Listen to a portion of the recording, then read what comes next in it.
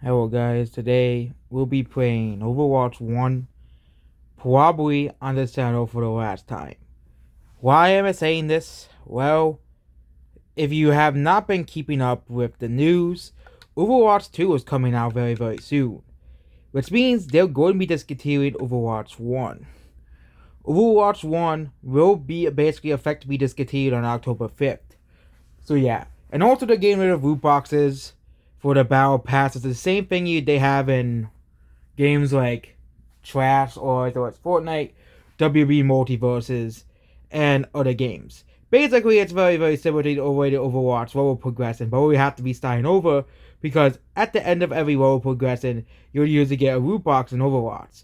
But now you'll just be getting a random skin or something every time you level up in the battle pass, or you can just seize the thing and just pay for the whole thing. And there'll probably be a premium one as well. Well, so you get the better things if you get the premium one, which is stupid. But they gotta make money somehow. Because the game will be free. But yeah, this is Overwatch 1. Yeah, so.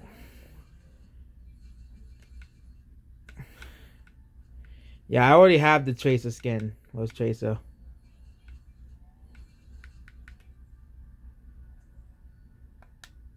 Yeah, this is the Tracer skin. That was the first one. I got it when the actual thing, because the Overwatch Remix one events was basically if you missed any skins, you can get them. I thought they weren't doing them anymore, but yeah, which means I might have missed out again on another chance of getting Vago Bastion. But at least I got the Diva one. And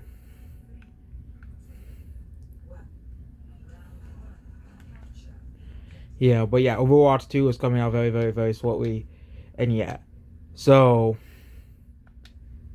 someone's always playing as Diva, which is the problem. Yeah.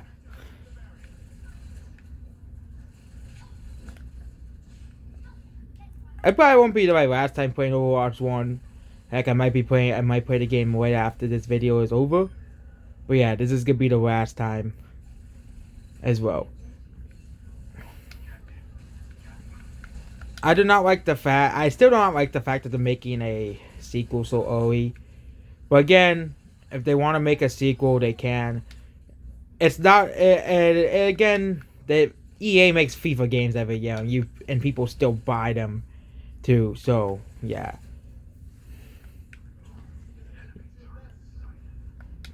But yeah.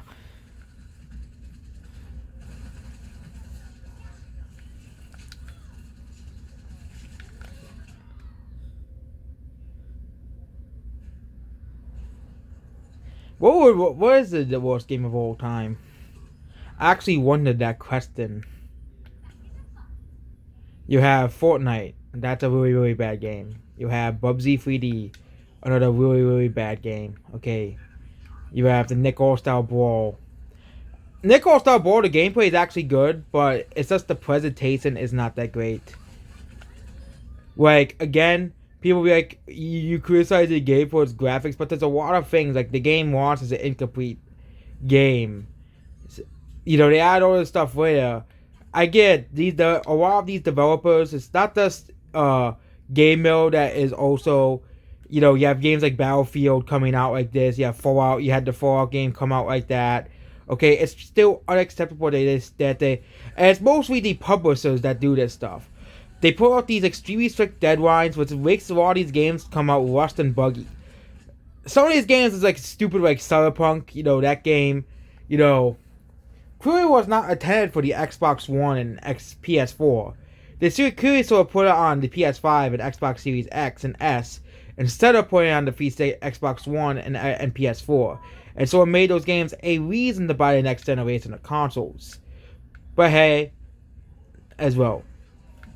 But yeah, I think a problem is companies and I think the biggest companies that do this most, rush out games, is EA, Activision, and Game Freak.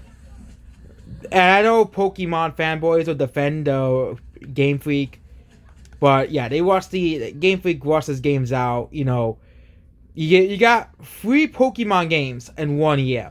You have Pokemon Brilliant Sun, Cyan Po. Wait, that game was made by a different company. Me? Oh yeah, that game was made by a different company. But yeah, you had but if you want to think about it, you had three Pokemon games in 1 year. I know Burn Time Pro was made by a different developer. Okay, but that means you had two games out in 1 year. You had Pokemon Scarlet and Violet, which is Gen 9, and you had Pokemon Legends Arceus. Okay, I get you had a whole year of no games coming out, so you could so they're probably working on both Legends Arceus and Scarlet and Violet, you still has like 1 or 2 years of its lifespan left. You could have released Legends Arceus 1 year, and it could have released Pokemon Scarlet and Violet another year. Okay, it is laughably why are we doing this? Why are we bringing out these games so quickly? I think the biggest example of this idea going wrong is the Five Nights at Freddy's series. The Five Nights at Freddy's series, they had 4 games released in 1 year. Okay, again, Five Nights at Freddy's is probably not a game that takes that long to develop. But the game was, you had expectations that the games would be scarier and scarier as they went on. But the problem is, the FNAF games, people started to be like, really? We have a 4th Five Nights at Freddy's game? Come on. Release something else. And I think another problem with modern games is episodic games. I hate episodic games, okay? There are only very few types of these games that are good. And they basically want to make it, hey, let's make a game like a TV show, okay? Let's make a game like a TV show. Okay, Telltale, their game did pretty well. Life is Strange did pretty well. But once Telltale and another example of this is Telltale, because I'm talking about Telltale. These episodic, there were constant release of licensed games that were episodic, eventually bit them in the back. Okay. They kept releasing like episodic games like every couple of months, and they couldn't just repeat the same things over and over and over again without consequences. They couldn't. Okay. Yes, the first couple of games were successful. Wolf Among Us, Minecraft Story Mode, Tales from the Borderlands, the Walking Dead games. Those games were pretty successful. The Game of Thrones games. But then you had stuff like Guardians of the Galaxy game, the Telltale team. You had the Batman game. And then Telltale's went bankrupt. And I think that put the end to that genre. So it shows that certain trends of games do not last all too long. I think one example is the loot box trend. If you do not know what the loot box was, it's basically the main things games like Overwatch, Star Wars Battlefront 2, and a lot of board games use. But of course, the government said no more loot boxes as well. Even though using a loot box into games is akin to basically getting a pack of Pokemon cards. Whereas I find the whole thing hypocritical, because these guys probably still allow baseball cards and Pokemon cards, trading cards still be allowed. And that's basically the same fucking goddamn thing. Okay, if you really think about it, it's the same fucking goddamn thing as trading cards, basically. But you're just getting rare skins for a video game. Okay. I stopped buying Pokemon cards a while ago, cause once I realized, once I grew up and realized, hey, I'm wasting, my parents and grandparents' money on fucking useless Pokemon cards. One day I'm gonna sell them all, so I don't have, or if I ever have a kid, I'll give them to the kid so that he can have all of those Pokemon cards. Have you ever seen that bin in the corner of my room? I don't know if anybody has seen it. Yeah, it's full of fucking Pokemon cards that I never use anymore. That's how many I have. And also, it's also full of other cards as well, but yeah. That's what I'll do with the Pokemon cards. They're all would be gone. Sold or given to someone else. Basically given to someone who actually likes Pokemon. Come on. But yeah. Officially on October 5th, Overwatch will be a dead game because everything will be switched over to Overwatch 2, which is the sequel to Overwatch. Which means you have Overwatch's dead people finally got the win. But at what cost? Because Overwatch 2 will still exist and will still be played by a huge ton of people.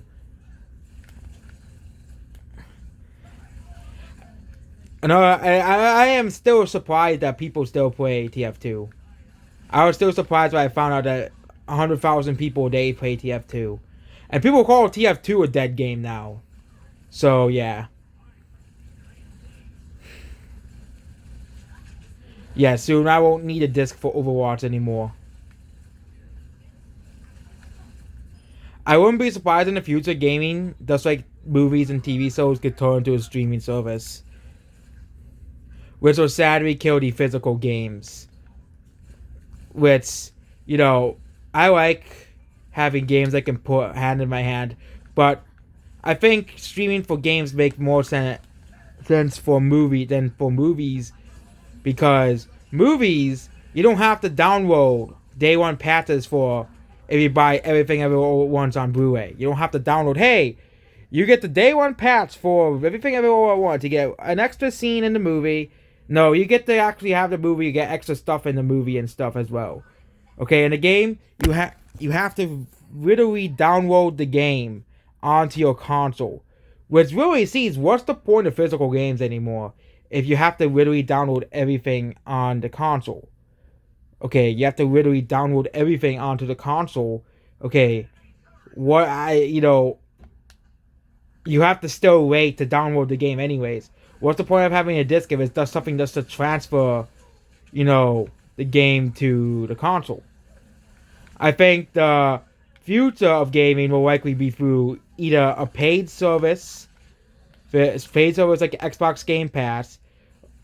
I don't think physical games are going to go anywhere unless the developer, because if you really think about it, there's still a ton of people who desire a physical game, but yeah, same thing with a lot of people who still desire a physical disc on a Blu-ray as well.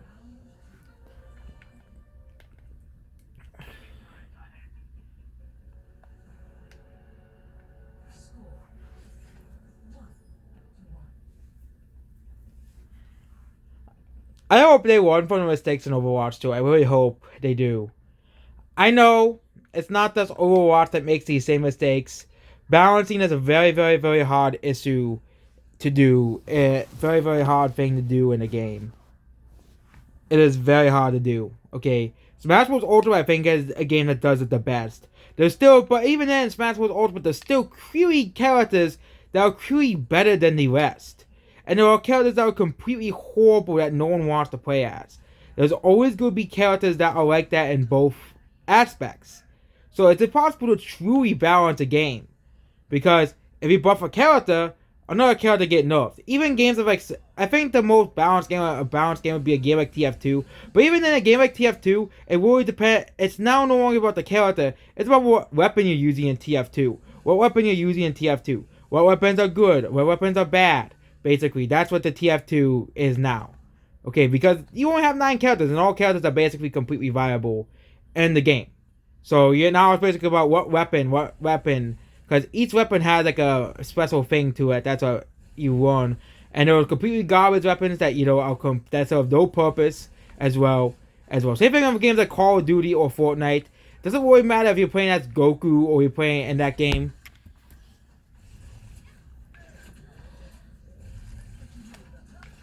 Or you're playing as Naruto. Okay, it won't really matter if you're playing as John Cena, because I think they added John Cena to the game at one point.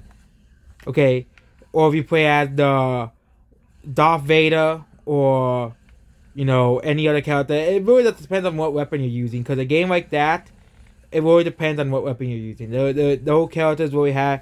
If you play as something.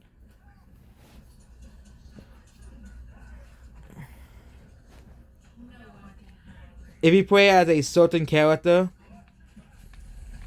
basically, yeah, it won't really matter. If you're like Mario Kart 8 or something like that, it really depends. The only thing that really matters is your race class, basically, and what car you're driving. There's no real bad characters in Mario Kart. Unless you play as Pink Gold Peach, then you're the scum of the earth. But yeah, basically. But a game like Overwatch or a fighting game, it depends on the character. So, for example, if you buff Tracer, okay, the characters that Tracer counters will immediately be less viable, because you buff one character and you nerf the characters that the character counters. Okay, same thing if you buff Genji.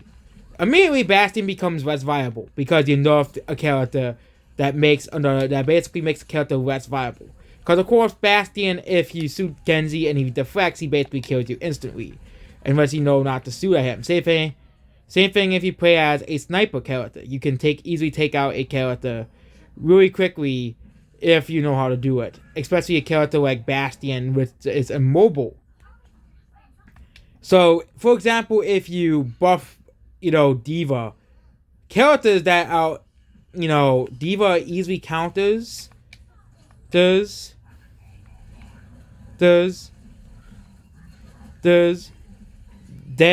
are automatically nerfed, basically. Same thing if you, in Smash Bros. Ultimate. Same thing with Smash Bros. Ultimate. If you buff, I know Smash Bros. Ultimate, they stopped updating the game, but Smash Bros. Ultimate, if you buff Sora, okay, or nerf Steve's counters will go up in viability, because those characters will have a good matchup against a character that is nerfed. And those characters, and even if a character gets buffed, characters that have a good matchup against that character will be basically go up in viability, because they are the characters that we picked. But characters that have okay, so Steve gets nerfed like heavily, okay. If you nerf Steve, the characters who Steve is strong against will go up in viability, because less people will be playing that character. It's the same with Overwatch. If D.Va is nerfed, characters that are D.Va basically destroys will go up the tier list. But characters that counter D.Va will no longer be needed unless they counter another top tier character. Basically, if they counter another character in D.Va against D.Va or against Trace or against Cassidy or any of the characters of Overwatch, Genji, Widowmaker, Sombra. If a character like for example, Sombra gets buffed, all the characters that counter Sombra will be more viable, because those characters are proven to defeat Sombra. They're proven characters that can counter Sombra. Of course, not perfectly all the time. For example, Zarya is considered a counter to D.Va. But a good D.Va still probably could beat a Zarya, even if the Zarya is good or not. Doesn't really matter if the character is good or not, because D.Va can still counter Zarya, can still beat Zarya, but D.Va is a hard counter to Zarya. Okay, which means it's not recommended to fight that character as that character. But there are still tons of matches where you will have a Zarya that's completely incompetent or something like that, and D.Va will counter that character. The same thing with any character like Pharah, D.Va can easily counter. But if you're bad at the character, and if you don't know how to use the defense basics correctly, Pharah, of course, can defeat D.Va if the D.Va is being completely stupid and not targeting the Pharah, basically. And basically, yeah, if Tracer gets, buffed, all the characters that counter Tracer will get buffed. All the characters that go against Tracer. But a character that has bad matchup against Tracer are nerfed, because they are automatically nerfed because characters become unviable. That's basically how it works in the meta of a game. So if a character that has a good matchup against another character gets buffed, a character that has the character automatically will be less viable in the tier list. For example, Widowmaker, okay, in Smash Bros. Ultimate. No one plays Widowmaker. No one plays Ganondorf. Widowmaker and Ganondorf are very, very similar. Okay, Ganondorf has a really bad recovery. Okay, very, very slow and very, very easy to combo into. Widowmaker is the opposite. Widowmaker is really, really fast. But Widowmaker has no air game. Okay, Widowmaker has no air game. So if you get Widowmaker into the air, it wouldn't be a problem if you play as a fast character, or you play as a character that easily counters Widowmaker, because it's probably half the roster of Smash Bros. For example, if you play as Sonic, if he stuck combo with Widowmaker in the air, Widowmaker can't really recover that well. Okay, so yeah, even like Smash Bros. Ultimate, you have clearly defined characters that are good, and clearly defined characters that are bad. I think the most broken metagame in Smash Bros. History is in gaming history, probably is still Brawl. Okay, Brawl. Basically, because Brawl can't be passed, I think it's considered one of the most broken metagames in history. Okay, people are like, well, what about GOATs? You talk about broken metagames, so what about GOATs? Okay, GOATs can be passed. They can just say, okay, Brigitte, people complain about her, or Brigitte, whatever her name is pronounced. Well, let's just nerf her. Smash Bros. Brawl, you can't nerf Meta Knight. You can't just say, oh yeah, Meta Knight, you're nerfed. The only thing they can really do is ban Meta Knight at tournaments. Okay, but most of the people who play Brawl play Meta Knight. So you're basically banning the player that everybody wants to play as. You're banning the character that people want to play as. Okay, and same thing with Brawl. All the characters that do worse against Meta Knight basically suck within the tier list. There are the characters that are at the bottom. All those characters at the bottom of the tier list of Brawl are characters that do abysmally against Meta Knight. Same thing with Smash 4. Smash 4 is another one. It's basically broken still too. Because of Bayonetta. Bayonetta has like Meta Knight, has very great combos and can combo basically players to death. Okay? And because the character is that overpowered in a video game, okay, basically Bayonetta killed Smash 4. Okay? Melee, the reason why Melee isn't dead is because Melee has a clearly defined top tier characters, which is Falco and Wolf. No, Falco and Fox, not Falco and Wolf. But yeah, Fox and Falco, those are the clearly defined best characters in the game. Okay?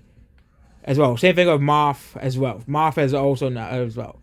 But the thing is with Melee is that Melee, the game was a bit more balanced. Okay, the game was a bit more balanced than Brawl. Okay, yeah, there are still characters that are bad, but the characters that are bad are basically bad because the character was programmed poorly because of Melee's worst development, or the PTU. But yeah, of course, characters in Melee are clearly defined as characters like PTU, characters like Bowser, your Bowsers of the world, and your Kirby's of the world. Okay, and Kirby is a character that has extremely bad flaws in the game. Okay, extremely bad flaws in the game. Okay, Kirby's like the worst character in Melee as well. Because as more players learn how to play the game, people will find the ins and outs of the character. Melee is an old game, which means players have found a way to find the ins and outs of all characters. Okay, we clearly have the defined top tiers. Moth, Fox, Falco, Jigglypuff are the undefined, and also Pete as well, are the undefined top and high tiers of the game. These are the characters that are the best in the game.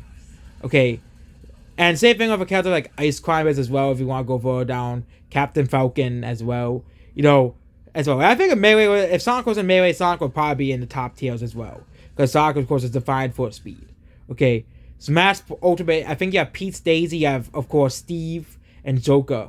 I don't know if Joker is still in the top tier, but I know Pete's and Daisy, since they're the same character, and Steve are like the top tiers in Ultimate, because Steve, people found out, is really, really broken, even though Event Hub says he isn't, because nobody fucking... That's why nobody fucking cares about Event Hubs. They never update their tier lists. They always keep characters at the same spot once they are there, because it's based off how well a character is voted. They still list P2 as one of the best characters. Also, Pikachu is also considered really good at Ultimate still as well. So basically the same characters that have been good for basically forever in Ultimate, and Steve. Basically. And Smash 4 you had Rosalina, Diddy Kong. Brawl you had of course Meta Knight, and basically several more broken characters like Ice Climbers, King Dedede, as well Wario, you know, because Wario and King Dedede had very overpowered, you know, combos that, you know, made them top tier. You know, King Dedede was a super heavyweight, and really sort of been really that viable. Same thing with Ice Climbers, is not a really good character. But Ice Climbers and King Dedede and Wario had very overpowered combos. Same thing with Zuzu Samus. They were characters that were pretty overpowered. Zuzu Samus, he really spawned in with items, which made Zuzu Samus pretty overpowered. Wario, his bike was pretty overpowered. And of course, Wario had a very overpowered combo in the game. Now, if it wasn't for me, I think King Dedede would have been a top tier. And, you know, characters like Wario would have been a top tier. Because they had a very, very broken combo. They weren't really broken, they just had a good combo. They had a good combo, and it was very hard to get out. Ice Climbers as well. Okay, you had Wobbling, which was the main reason why Ice Climbers was high tier in both Melee and Brawl. Okay. But they were high tier and top tier in Melee and Brawl. And also Armor as well because of the purple Pikmin. Those were basically the undisputed top tiers in those games. Okay. I'm gonna go up a Smash Bros. Ultimate tier list right now.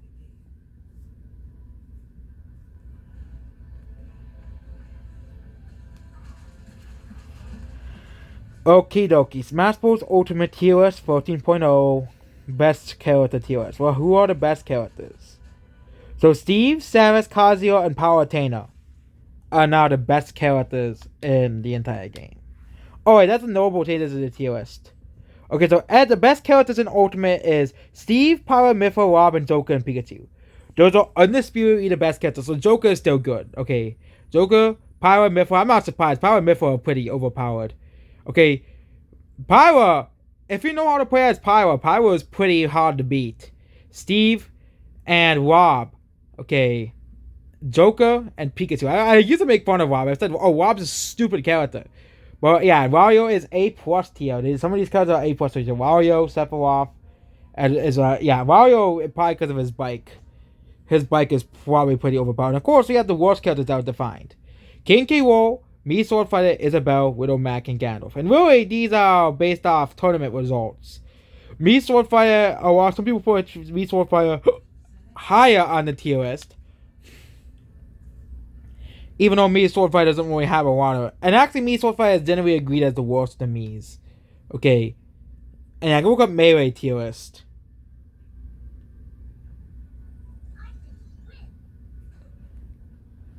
Actually, I might play Overwatch before later. Oh, yes. Oh, Melee's top characters, according to Event Hubs, is Fox, Falco, Seek, Moth, Jigglypuff, Peach, Captain Falcon, Ice Climbers. So basically, the characters I was talking about, but I forgot about Seek. But yeah, basically those are the characters that I would consider the best characters in Melee. Of course, the worst characters is Kirby, Pichu, and Bowser. Zelda, and Ness. Ness is also one of the worst characters in Melee. Brawl tier list.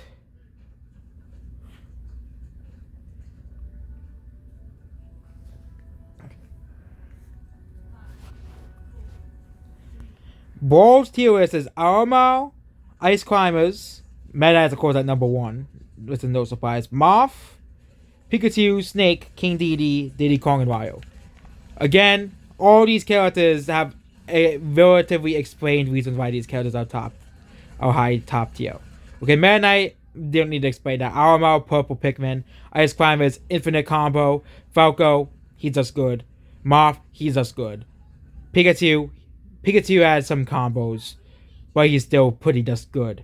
Snake, he is basically an infinite recovery. He's also a heavyweight because of a coding error in the game, which also he was the second best character for a while in the game. King Dedede, overpowered combos, Diddy Kong, Banana, and Wario combos. Okay, and of course the worst character in the game is Ganondorf, Zelda, Jigglypuff, and Captain Falcon. Basically all the characters and Bowser, and basically super heavyweights in a nutshell, except for King Dedede because of the combo that King Dedede has. Okay, because King Dedede combo basically saved him. Same thing of Snake, a character that is super heavyweight, but he doesn't have a big hitbox, which makes him a problem as well in the Smash 4 meta. I think Smash 64 is just, you have like 2 good characters, and like that's the overall like the worst character, like Samus, because of how the game was programmed. And we have Smash 4 tier list. Yeah, Bayonetta is the number 1 character in Smash 4. That's no surprise right there. Cloud, Diddy Kong, Seek, Sonic, Rosalina, Mewtwo, Samus, Fox, Mewtwo, and Mario. They're all the best characters in Smash Bros. 4. Okay. Smash Bros. Ultimate, you don't love Smash Bros. Ultimate tier list because Smash Bros. Ultimate tier list on Event Hub still lists Steve as mid tier, which is completely stupid because everybody agrees. They're even trying to ban Steve from the game. Okay, they're even trying to ban Steve from the game. Okay.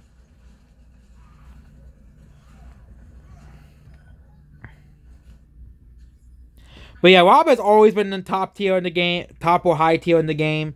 Joker has always been top tier in the game, but characters that are no longer top tier, I think Pizza's no longer top tier. But yeah, Pikachu has always been top tier, and Pyra and Mytho, since the character came out, has always been high to top tier, basically. The only new characters that haven't been top tier are Rob and of course Steve, because Steve was seen as a mid-tier character when he came out.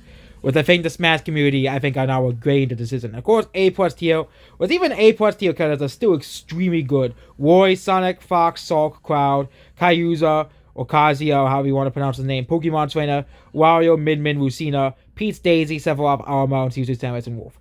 These characters have always been, again, most of these characters have always been in the top tier. Maybe except for like Fox, as well. You know, maybe except for Cloud, and maybe except for Sephiroth, which was again considered mid-tier when the game came out, but I think people changed their mind about said character. And a lot of characters in Ultimate are just good as well. And of course, DTL. He had the usual suspects of the worst characters. These are the characters that no one plays as: Dr. Mario, Villager, King Dedede, Piranha Plant, Donkey Kong, Jigglypuff, Bowser Jr., It's in the War, and King K. Not King War. Banjo-Kazooie. Zooey. I know also the trend of a lot of the worst characters are always the super heavyweights, like It's in the War, Donkey Kong, Ganondorf, King K. Rool, as well. You know, I think Bowser Jr. because of his mech is super heavyweight and Noel heavyweight as well. Piranha Plant is heavyweight. A lot of these characters are like heavier characters, except for Jigglypuff as well. And Bowser, I think the highest rated heavyweight is Steve, which is ironic because Steve I think is a heavyweight too. So yeah, a lot of the characters are more lightweight characters, with the exception of Steve and Wario. And Wario probably is the same reason why he's powerful in Brawl. Wario has this pretty good combos. He has his bike, which makes him his bike does a lot of damage. Okay, well, if you play against Wario, his bike does do a lot of damage. I don't play Ultimate Online. Maybe I might. But yeah, if you play against Wario, Wario does a lot of damage. Okay, Wario does a lot of damage with his bike. Okay. And it has always been that way because the head bike, of course, is a bike. It's going to do a lot of damage, basically. And yeah, a game like Overwatch, if you balance the game, characters will get buffed. If a character gets buffed, a character will be nerfed by default.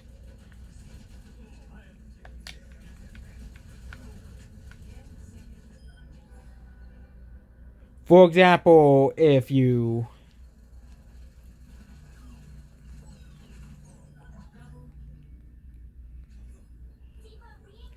Yeah, Dragon Ball FighterZ, according to the tier list, Yamcha is one of the best characters in the game. Which is the irony, because Yamcha completely is bits in the anime. So, yeah. According to the Overwatch tier list, I'm looking at the Overwatch tier list.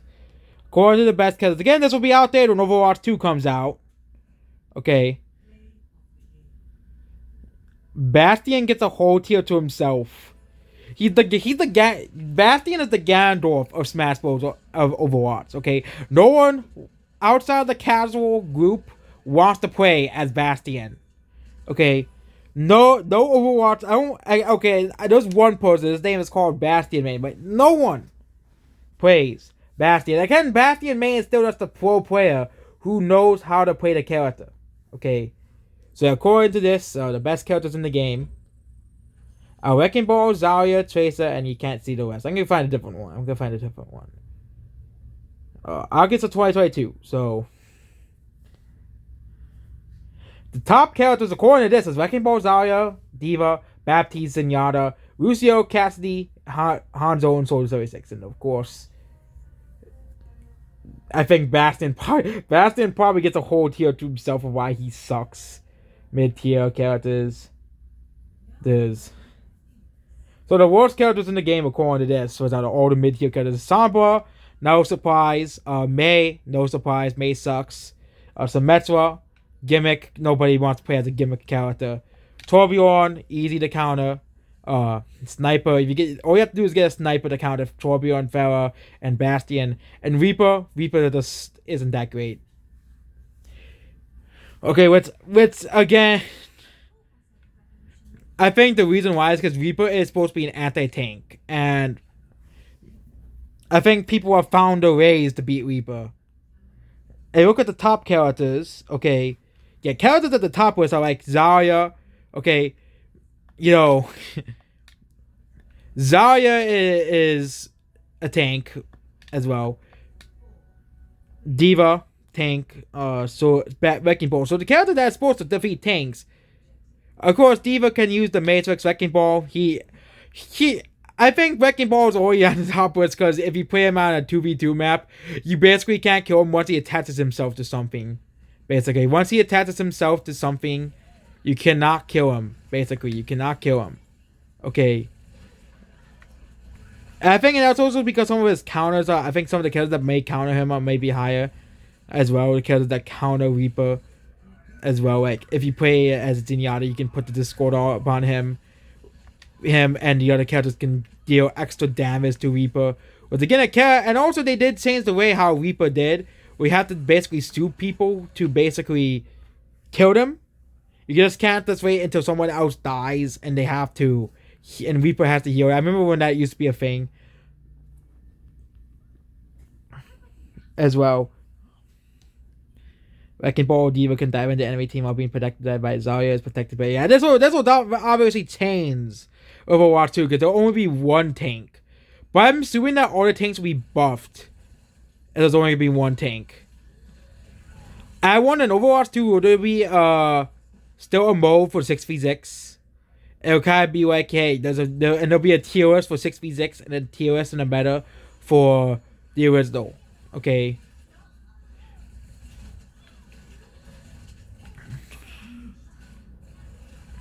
Oh, I hate fucking Bastion. I hate him. I hate Bastion. But if someone was playing as a sniper, Bastion would have no chance because a sniper can get out of a Bastion's range. That's why Bastion is considered unviable, because he can just easily get out of the range of the Bastion and kill him. Okay, especially on any map, basically of high res, which is basically the entire map lineup of the game. Okay, all we have to do is get out of the Bastion's range and shoot him from afar. So if you play as Ashe, if you play as Widow, if you play as Ana, okay.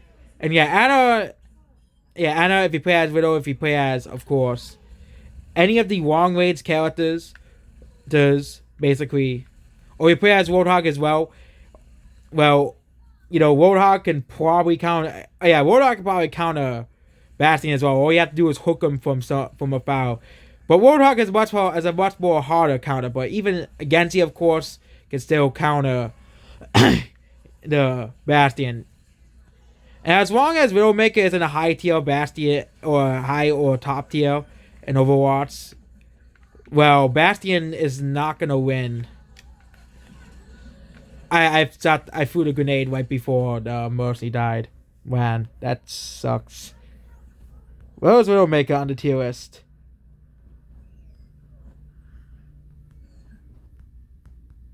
Oh, Widowmaker's in the B tier heroes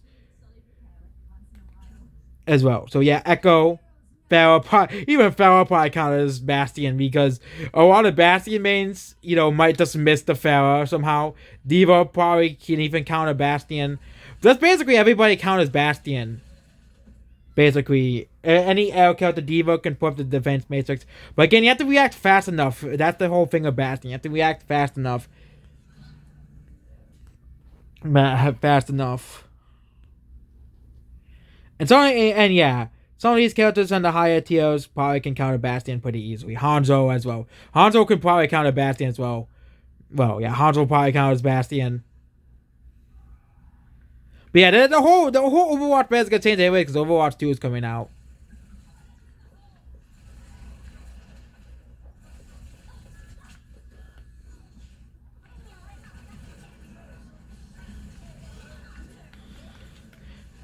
Oh, I died anyways. I accidentally put myself in the pit of void.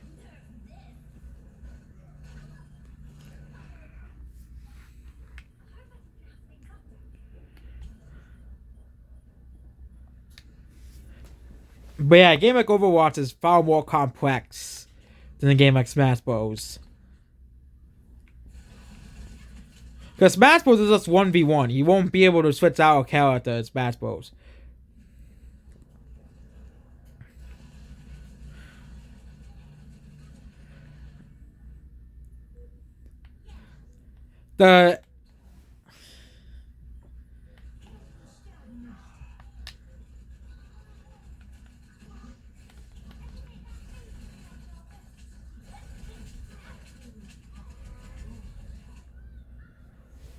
Yeah, I think this video is over. This video has gone on for 40 minutes, basically.